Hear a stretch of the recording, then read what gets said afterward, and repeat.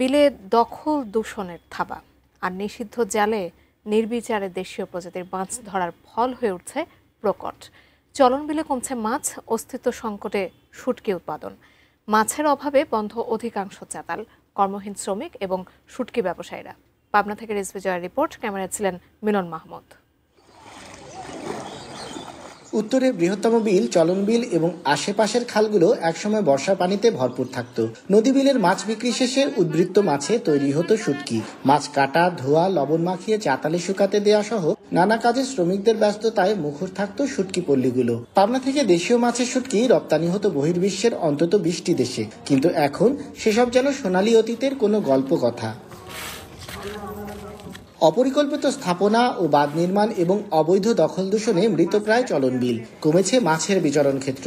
নিষিদ্ধ চায়না দুয়ারি, সতী, কারেন্ট ও বাদাই জালের অবাধ ব্যবহারে নিধন হচ্ছে মা মাছ ও রেণুপোনা। ফলে মাছের রাজ্য চলন বিলে এখন মাছের আকাল। ভাটা পড়েছে শুটকি উৎপাদনে। অ্যান্টিব্যাকটেরিয়াল অ্যাডিটিভ যুক্ত সেরা ওয়াটার ট্যাঙ্ক বিশুদ্ধ পানিতে ব্যাকটেরিয়া জন্মাতে দেয় না। শুটকি মাছের ব্যবসা বর্তমান লসের দিকে। যারা এই ব্যবসা করছে তারাই মনে করেন লস খাইছে। এই কারণে মনে করেন ব্যবসা হচ্ছে সবাই বন্ধ দিয়েছে। চায়না জালমাল করে এখন মাছের সংখ্যা কম। সময় চালান ঠিক থাকতেছে, সময় তুই আল্লাহ দিয়ে দিচ্ছে, না হলে পরে কমে যাচ্ছে চালান। এইরকম কাঁচা মাছ মনে হয় যে 5 টাকা মন কিনে রাখছে, তাহলে মনে হয় 125 টাকা কেজি।